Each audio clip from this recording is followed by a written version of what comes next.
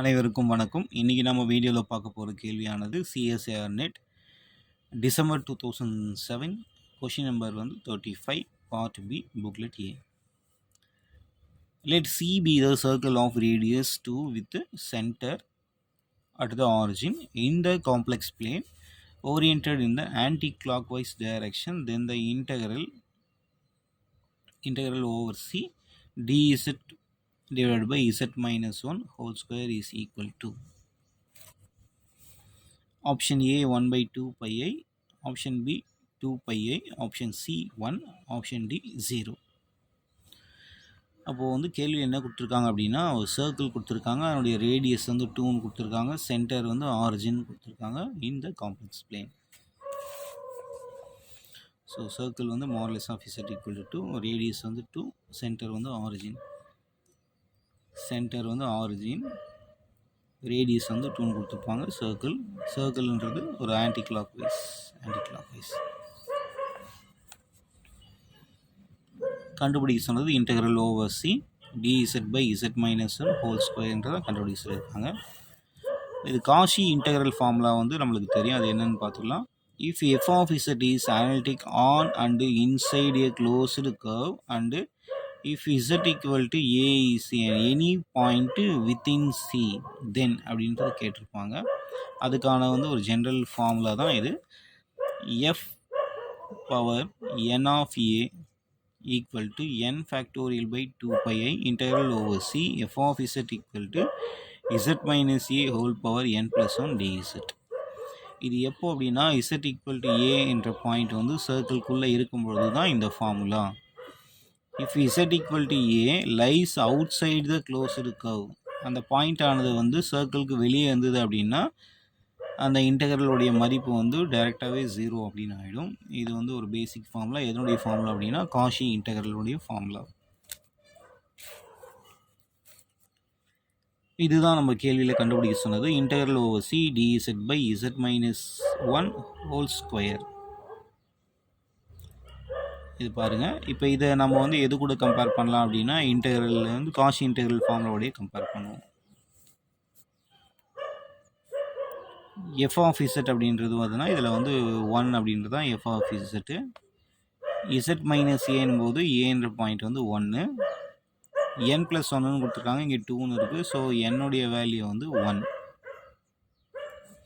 So a equal to 1, n equal to 1, F of Z equal to 1. இப்போ என்னுடைய value 1 அப்படின்றதுனால F dash of ஏ, அதனால் F dash of ஏவை கண்டுபிடிப்போம். First F dash of இசட்டை கண்டுபிடிக்கும் போது 0ன்னு ஆகிடும். ஏ இசட்டோடைய வேல்யூ ஏன்னு அப்ளை பண்ணும்போது எஃப் டேஷ் ஆஃப் 1 0ன்னு ஆகிடும். ஸோ இந்த இன்டெக்ரலுக்கு நல்லா கவனிச்சிக்கோங்க. F of Z Z minus ஏன்றது 1, என் ப்ளஸ் 1, என்னன்றது 1. இந்த 2 pi by N factorial by 2 pi ஐயை அந்த பக்கம் எடுத்துகிட்டு போயிடலாம். அதனால் so 2 pi I divided by n factorial f dash of a அப்படின்னு கிடைக்கும். ஏன்றது என்னென்னா 1ன்னு, அதனால் f dash of a. அந்த f dash of a தான் கண்டுபிடிச்சிருப்போம் 0. ஸோ இந்த 0 வேல்யூ அப்ளை பண்ணும்போது டைரெக்டாகவே உங்களுக்கு என்ன ஆகிடும்னா மொத்தமாகவே 0 ஆகிடும். ஸோ ஃபைனலாக இந்த இன்டெக்ரலோட வேல்யூ என்ன கிடச்சிருக்கு அப்படின்னா 0ன்னு கிடச்சிருக்கு. ஆப்ஷன் டி தான் கரெக்டான பதில். ஆப்ஷன் சி தவறு, ஆப்ஷன் பி தவறு, ஆப்ஷன் ஏ தவறு. இதே கேள்வியை இன்னொரு மெத்தடு யூஸ் பண்ணி நம்ம போடலாம். என்னன்றது அதையும் பார்த்துடலாம். Integral over C டிஇசட் equal to Z minus 1 whole square அப்படின்றத கண்டுபிடிக்க சொல்லியிருப்பாங்க. இதனுடைய சிங்குலாரிட்டி என்ன அப்படின்றத பார்க்கலாம். த ஒன்லி சிங்குலாரிட்டி ஆஃப் அந்த 1 by 1 Z minus 1 whole square at 1. 1ன்ற பாயிண்டில் தான் நம்மளுக்கு சிங்குலாரிட்டி கிடைக்குது. அந்த போல் பார்த்திங்கன்னா ஆர்டர் 2. ஏன்னா 1 பை இசட் மைனஸ் 1 போடும்போது 1 மைனஸ் 1 போது 0 ஆகிடும். 1 பை இசட் மைனஸ் 1 போது 1 பை 0. 1 பை 0ன்றது இன்ஃபினிட்டி. ஸோ சிங்குலாரிட்டி எங்கே கிடைக்குது அப்படின்னா அந்த 1ன்ற பாயிண்டில் கிடைக்குது. இந்த போலுடைய ஆர்டர் என்னென்னா 2.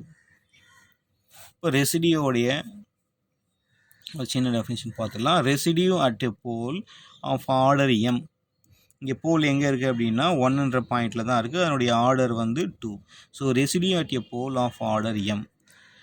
Let z equal to a be a pole of order m of f of z, and suppose f of z equal to pi of z by z minus a whole power m, then residue of f of z at z equal to a is given by residue of f of a equal to pi of m minus 1 into a by m minus 1 factorial. இது என்ன சொல்ல வராங்க அப்படின்னா, ரெசிடி கண்டுபிடிக்க போகிறோம் எதுக்குன்னா போலுக்கு of order M. எந்த பாயிண்டில் அப்படின்னா Z equal to A be A pole of order M. Z equal to ஏன்றது ஒரு போல், அதனுடைய ஆர்டர் வந்து எம். எதுக்குன்னா அந்த ஃபங்க்ஷன் எஃப் ஆஃப் இசட்டுக்கு. அந்த ஃபங்க்ஷன் எஃப் ஆஃப் இசட்ன்றது எந்த வடிவத்தில் இருக்கணும் அப்படின்னா phi of z by Z minus A whole power m அப்படின்னு இருந்ததுன்னா அந்த ஃபங்க்ஷன் எஃப் ஆஃப் இசட்டுக்கு ரெசிடி கண்டுபிடிக்க போகிறோம் எந்த பாயிண்டில் இசட் ஈக்குவல் டு ஏ. அதுக்கான ஜென்ரல் ஃபார்ம் தான் இது. சரி, இப்போ நம்ம வந்து எஃப் ஆஃப் இசட்டாக என்ன எடுத்திருப்போம் அப்படின்னா 1/z மைனஸ் 1 ஹோல் ஸ்கொயர்னு எடுத்திருப்போம். அட் பாயிண்ட் வந்து இசட் ஈக்குவல் டு 1. ஏன் இசட் ஈக்குவல் டு 1 அப்படின்னா அந்த பாயிண்டில் தான் நம்மளுக்கு போல் கிடச்சிது. சரி, ரெசிடியூ ஆஃப் எஃப் ஆஃப் ஏன்றது என்ன 1. F of 1 equal to pi M. எம்ன்றது என்ன அப்படின்னா நம்மளுக்கு வந்து 2 அப்படின்னு வரும். போலுடைய ஆர்டர் வந்து 2. ஏ ஈக்குவல் டு 1. பை ஆஃப் இசட்ன்றது நம்மளுக்கு 1 தான். மேலே வந்து பவரில் இருக்கிறது 1. ஏன்னா இது கூட கம்பேர் பண்ணிக்கோங்க. F of Z equal to by Z by Z minus A whole power N. Pi of இசட்ன்றது 1, ஏன்றது 1, எம்ன்றது 2. ஸோ அதனால் என்ன எழுதிக்கலாம்னா இந்த ஃபார்ம் படி phi 2 minus 1 of a, m minus 1 ஃபேக்டோரியலுக்கு 2 minus 1 ஃபேக்டோரியல் எழுதியாச்சு. இப்போ இது வந்து 2 minus 1 போது பை டேஷ் ஆஃப் 1ன்னு வரும். நம்ம பை டேஷ் ஆஃப் 1ன்னு கண்டுபிடிச்சது வந்து 0. ஸோ அதனால் 0 அப்ளை பண்ணும்பொழுது நம்மளுக்கு டோட்டலாகவே 0ன்னு வந்துடும். சரியா? இப்போ residue of F of 1 equal to 0ன்னு கிடச்சிருக்கு. அதுக்கப்புறம் if F has a pole of order n at a, then residue of F of Z at point A. ஒரு சின்ன ஃபார்முலா இருக்குது. என்ன ஃபார்முலா அப்படின்றத பாருங்கள். இப்போ இவ்வளோ நம்ம கண்டுபிடிச்சோம்ல residue at pole of order எம்ன்ட்டு, அதுக்கான வேறு ஒரு ஃபார்ம். இந்த மாதிரி நம்ம 2 விதத்தில் இது வந்து போட முடியும். அதுதான் இங்கே எழுதியிருக்கேன். Residue of F of z at point a, limit z tends to a 1/n minus 1 factorial d power n minus 1 dn minus 1 of z z minus a whole power in f of z. இப்போ நம்மளுக்கு point ஏன்றது 1ன்னு தெரியும். அதனால் limit z tends to 1. nன்றது என்னென்னா அதனுடைய order, நம்மளுக்கு order வந்து 2ன்னு வந்திருக்கும். அதனால் 1/2 minus 1 ஃபேக்டோரியல். எண்ணுக்கு வந்து 1ன்னு கொடுக்குறோம். அதாவது 2 minus 1ன்னு கொடுக்கும்போது 1ன்னு வந்துடும். d by d z minus 1, nன்றது power வந்து ஸ்கொயர். எஃப் ஆஃப் இசட்டாக அப்படியே எழுதிப்போம். இதில் இந்த எஃப் ஆஃப் இசட் வந்து இது கேன்சல் ஆகிடும். d by d z 1, அதை ஒரு மாதிரி டிஃப்ரென்ஷியேட் பண்ணும்போது 0, மொத்த டேர்ம்ஸுமே 0 ஆகிடும். சரியா? இது வந்து இன்னொரு மெத்தட், எளிமையாக கண்டுபிடிக்கிற ஒரு மெத்தட். ஆல்ரெடி அதே தான் நம்ம இதை கண்டுபிடிச்சிருப்போம். கொஞ்சம் டீட்டெயிலான method. Residue at pole of order M. ஃபைனலாக நம்ம அந்த இன்டெக்ரல் கண்டுபிடிக்கும் போது integral over C dz by z minus 1 whole square 2π into sum of residue. நம்ம ரெசிடியூடைய வேல்யூ வந்து 0ன்னு வந்திருக்கும். 2π இன்ட்டு 0 0. ஸோ இந்த கணக்கானது 2 மெத்தடு மூலமாக நம்ம போட முடியும். ஒன்று காஷி இன்டெக்ரல் ஃபார்முலா பயன்படுத்தியும் போட முடியும். அதே போல் ரெசிடியூவை மையமாக வச்சு போட முடியும். அந்த ரெசிடியூலேயும் 2 ஃபார்முலாவும் நம்ம இங்கே பார்த்துருப்போம். ஸோ உங்களுக்கு எந்த ஃபார்முலா வந்து ஈஸியாக இருக்கோ அதை வச்சு நம்ம போட்டுக்கலாம். தேங்க்யூ.